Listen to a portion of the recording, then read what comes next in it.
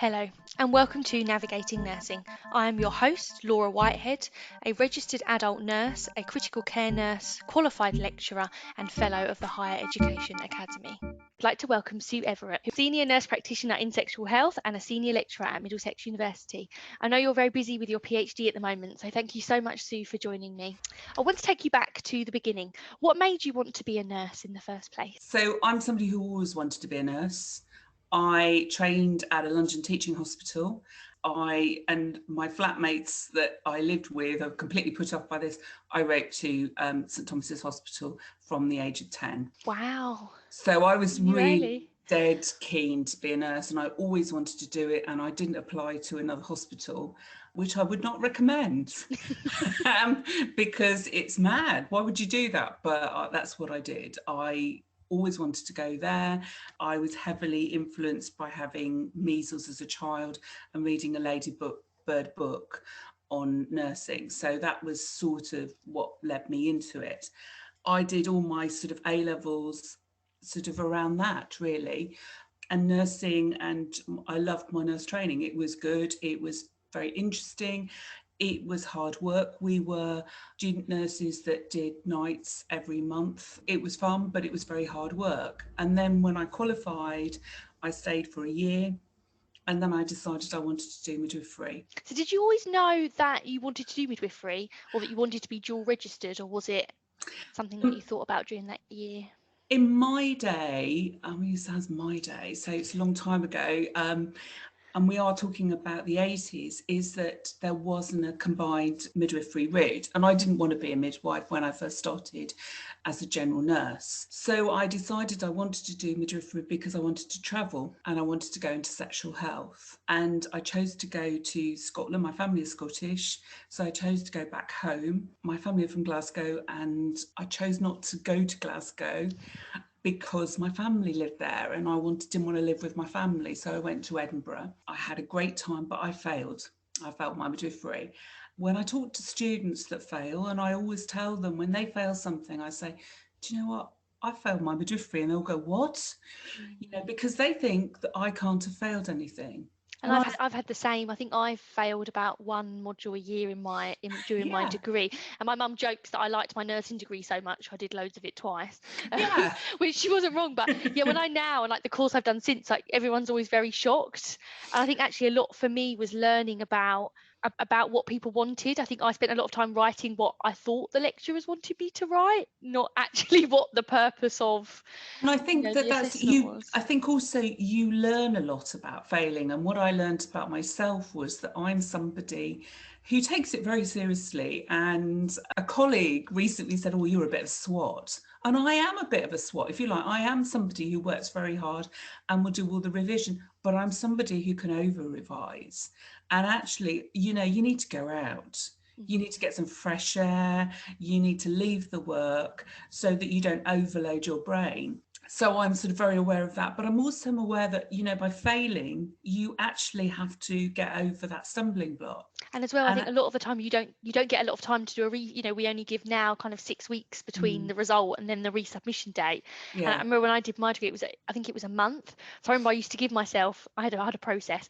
I used to give myself a day. I was allowed to be really upset for a day, and then the next day I had to go because we were doing placement. I was working, and it was like, you've got to keep the ball rolling. You've got to kind of and you can't wallow. I found I couldn't sit and be upset too long. It had to be a get up, shake it off. yes. And I failed at a time in Edinburgh when nobody failed. I was the first person in my set to fail. When I failed, I mean, it was a disaster. I was devastated. I had just met my future husband and he was down in London, and I desperately wanted to be back in London. I remember ringing up and said I failed, and he thought I was joking because Oh it meant no. because he thought we were going to get married. So it had huge implications, and I had to leave Edinburgh and come back and resit the exam, and I had to pay to do the exam. And I remember talking to my dad, and my dad said, I'll pay. It was, I can't remember how much money it was. It wasn't that much, but in those days you didn't earn a lot of money. I mean, we don't earn a lot of money now, but we didn't then.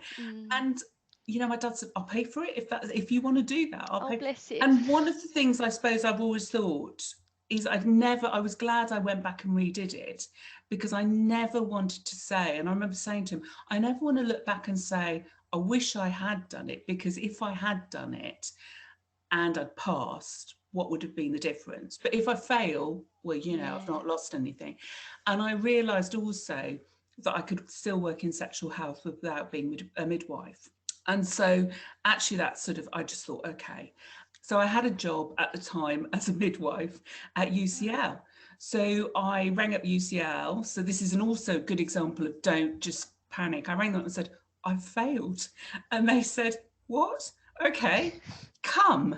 And I said, but I'm not a midwife. And they said, no, but you're a nurse, and come, we'll employ you as a staff nurse. And so I was employed as a staff nurse until I returned, which was something like 8 months later.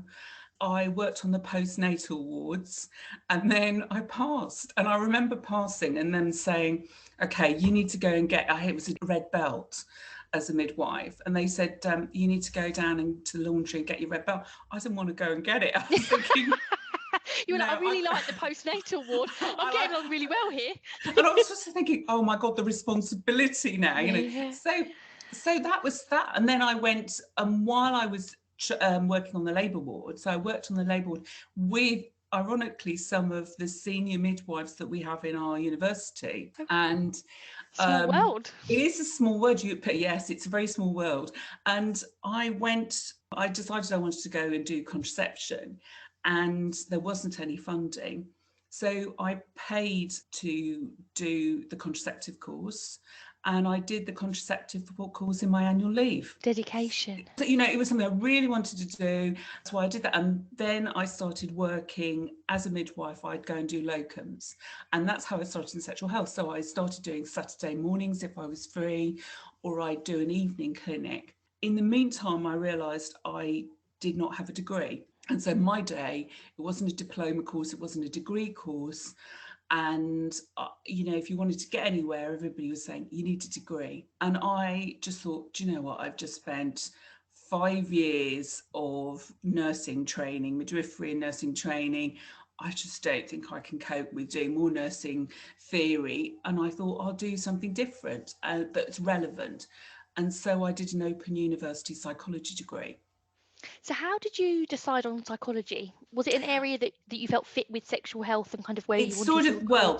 It sort of fitted in. I before that, there's a sort of gap. After working on a midwife and labour ward for quite a while, I decided that, I was getting home late at night. You don't get paid for staying over your hours. If you're doing a delivery, the baby stops being delivered at 9:30, you're there for another hour and a half writing up the notes. And I was getting home about midnight, getting up for an early at 5, and thought, No. This is not a life. I was married by this time. This is not a life for me. And so I decided to go into general practice, and I got a job as a practice nurse. And of course, I had a contraceptive qualification, and that was it. It just took me straight in there.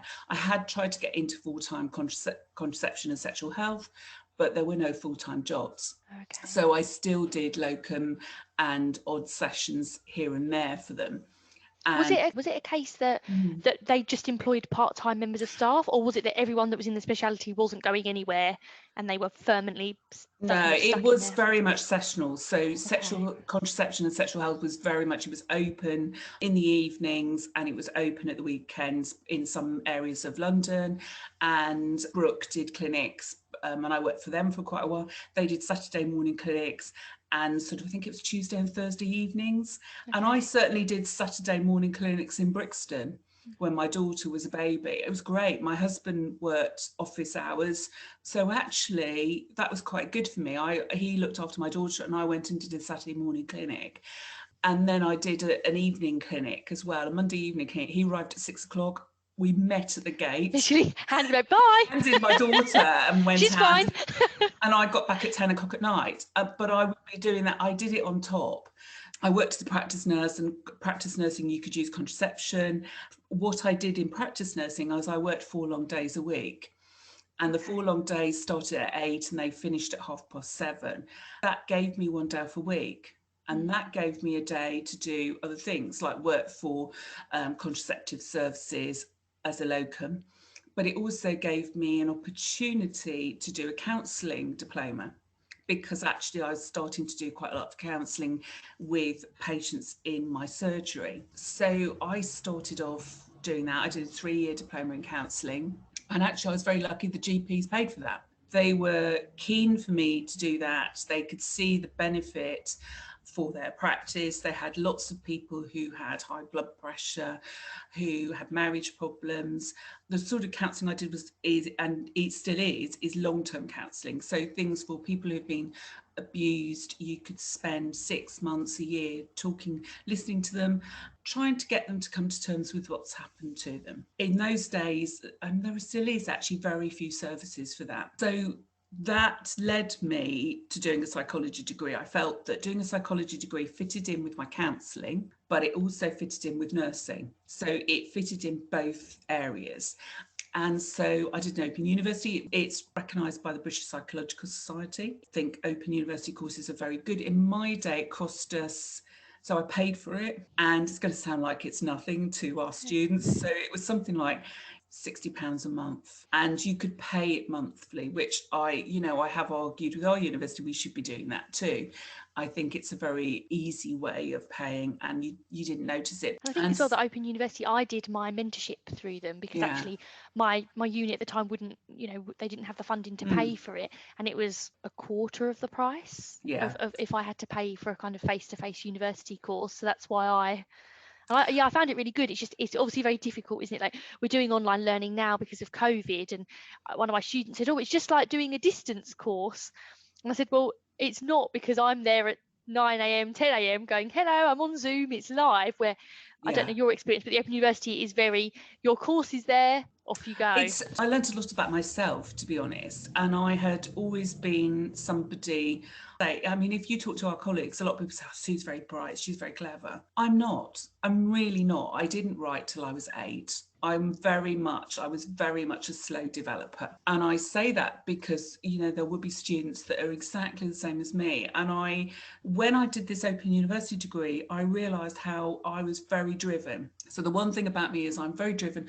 I got up at 4:30 every morning, and I did. So you're putting me to shame. But I had a student a few years ago who's pregnant in her last year. She was doing a dissertation. She said she was something like 8 months pregnant. She said, "I don't know how," and she's got a toddler. She said, "I don't know what I'm going to do." And I said to her, "Do you know what? There is always time in the day." And I told her what I did.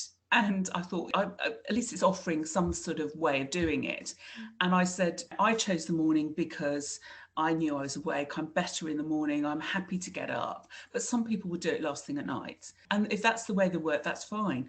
But there is time in the day. It's just you give up some sleep, or you give up your social life, you give up things. And I certainly had a partner who was very supportive. So I had my baby during that 5-year psychology degree, and I did the child year with her on the floor crawling around. So I got up, and he would do, on a Saturday, he'd take her out. So I was lucky from that, but I was working full time. So I was working 5 days a week. I was getting great grades. I was doing. We've got the answer, everyone. You've got to get up at 4:30, and then you do really well. But it's also doing something you want. Yes. And the coursework, you do have to do everything. And what we're both saying about that sort of way is it works for some people. Now, I know my husband years later did an Open University course and said to me, "Oh my God, this is horrible," and he hated it. And he said, "I can't do this." And I said, and I thought, yeah, because that's not the way you learn. You don't learn that way. Whereas for me, it was ideal. So it's learning the way you want. And most of our students that they say now, they say they want to meet you in person. Even if you've done a beautiful Kaltura voiced PowerPoint, they say to me, "But I want to meet you." And I get that. I completely get that. And some people will be, "I would just like to read it from a book." Yeah. And some people, but Open University materials are very well organised. And so I did that, and we did summer school. and I did a week of summer school. My husband, bless him, looked after a week's holiday, and he used a week of his holiday so I could go to Open University. And it was great fun. One of my greatest friends, she's a senior lecturer, she's at a London University, we did our degrees together. And we didn't know each other. We met on the first day of summer school in the first year, and we budded up. We would meet up in London and we would revise together. And we would say, we'd revise different things. And so when the exam came up, and I do think I've said this to students, things came up and I thought, oh, that's Claire. And I would just write all of, because Claire had taught me things. And she said, I used to talk about goodness to fit, how children that are born into families, if they have goodness to fit, then you have more successful parenting. And that's a really important theory, and about sort of attachment theory. And so I remembered all of this very clearly because obviously I had a baby at the time. She'd go, oh yeah, and I did all of this and I put all of that in. And it was really good sort of revision technique. And I think as well, I advanced assessment with one of my friends that I happened to work on a different ward with, and we just happened to be on the course at the same time. And I, as a nurse, I'm not very good at, I've got an awful short-term memory. So for me, learning a new skill, I have to repeat it step by step by step until it almost becomes second nature. Any OSCEs or any intensive care, setting up an EVD or something, I've had to practice it on my own in like the sterile room repeatedly until it becomes that kind second nature. Yeah, before it becomes imprinted. And I remember, before my advanced assessment, me and my friend Michelle, I went round to hers and we practiced every single organ system assessment repeatedly. And then in our OSCE, it was cardiac, and she looked over at me and I thought, this is because it's my favourite. she knows that this is my favourite. But you're right, it's having that buddy and working out, I think, and being honest to yourself. Like, I know I can't cram the day before because I haven't got a good enough memory. Like, I've got to start a lot of time before and give myself. I don't think there are many people who can cram the day before. No. And I don't think there are people that retain stuff as much. I think a lot of people are more like us and more struggle to remember stuff. And I think you have to find different ways to do that. So you've done your MSc after your BSc. You did it in both sexual health and education. For anyone listening, you might know already, it's quite common for nurses to either focus on an area of clinical practice or to focus on an education master's. How did you find combining those two together? So that it's sort of, by that time I was now working part-time for the university, and I was working part-time for sexual health. I got into the university through my job in sexual health. I was seconded. That's how I got into the university originally. And I was seconded by the trust. By that time, I'd gone from general practice working into sexual health, and I worked part-time in research in contraception and part-time in clinical work. And so I never wanted to lose that. I never wanted to lose that element, but I also recognised that I really needed that sort of educational sort of background. I was also still working 50% for the university and 50% for sexual health, which is unusual in our department because most people work either one. And I actually have done that all the way through my career up until about 4 years ago. I was always doing that. Now I work sort of half a day in sexual health and 4 days at the university, and this is the most hours I've worked for the university. It's difficult because they're both coming from different ends. It is difficult to maintain both strands of your career, and it's difficult to keep your clinical skills and your educational career and meet the requirements to develop as a lecturer. So that was difficult. And I also I did a piece of research for my master's.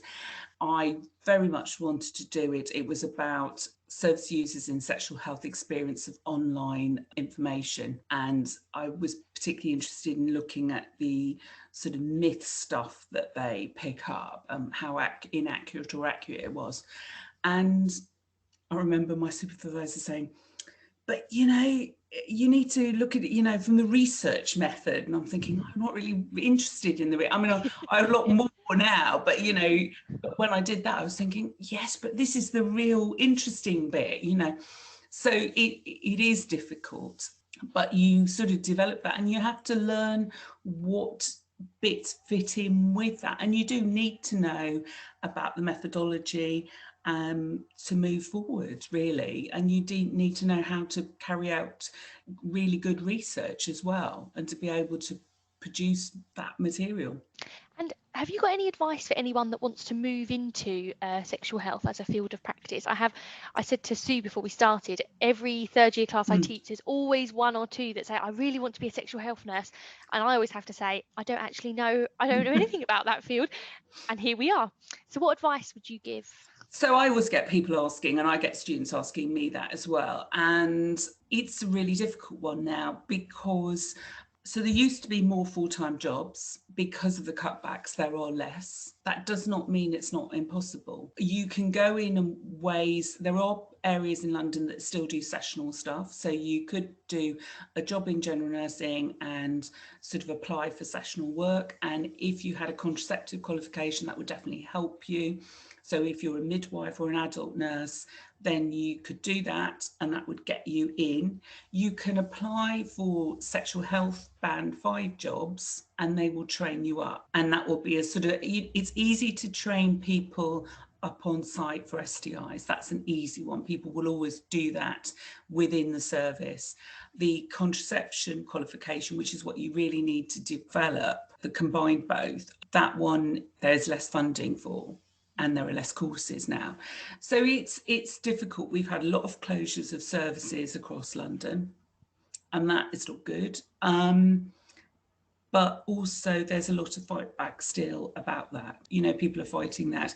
And that doesn't mean to say that that's future. There are also places like Brook Advisory Service that deal with young people, and they're always looking for locums as well. Mary Stopes, they're a charity. They do abortion and contraception. You should look at all of those sort of services. I would also say if you go into sexual health, you should have a positive outlook about abortion. So if you feel strongly against abortion for religious reasons, this is probably not the area to go into.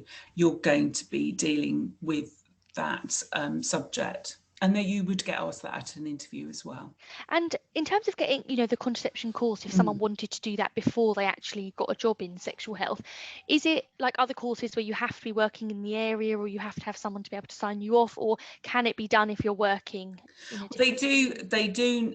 We do now offer the course without clinical placements. You can do the theory.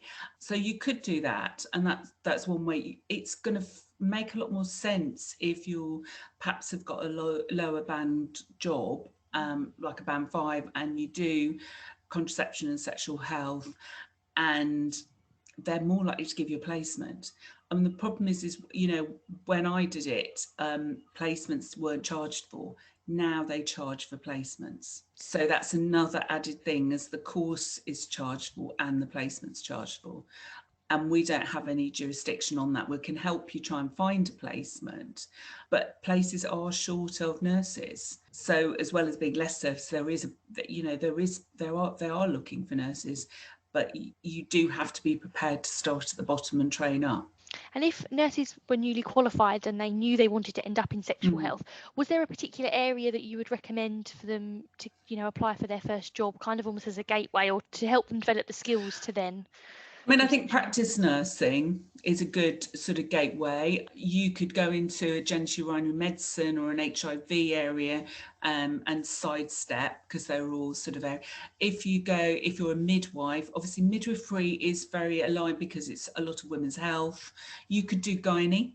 Gynae is a very good sort of step. I certainly did gynae in my training and as a staff nurse. They fit in very nicely. I think adult nursing, a lot of sexual health, a lot of the things you deal with, like DVTs, heart problems, assessment, lends itself very much to your adult training, so all of that will help. If you're a midwife and you want to go into sexual health, you have to be careful that you keep your midwifery registration up, that it doesn't lapse. So that is something you have to be mindful of about what you're doing. That's just something you need to be. It's easier if you're an adult in a way. And you are a very established author of books and journal articles. How did you start writing materials for publication, and what pieces of advice have you got for anyone that would like to publish in the future? So I started off because many years ago, somebody said to me, you should write an article. And it was just as simple as that. I wrote a piece about sexual health. It was a module leader on a course, and she checked it through, and I offered to do that for my students. And then somebody else asked me to write a chapter in a book. And that chapter in the book I wrote, I was talking to the editor, and she asked me if I'd write a book. And so I did. And I think it's taking the opportunities when they arise. It's not well paid, so don't expect much money. I have helped lots of people write chapters, and I would say if you do, that is about being organised and setting yourself deadlines and keeping to those deadlines so that it doesn't you don't leave so much with short amount of time to do. You know, like that essay that you do at midnight when you're supposed to hand in. But if you are that person, you can't do that with books, because you have to do progressive sort of writing and put all the referencing in.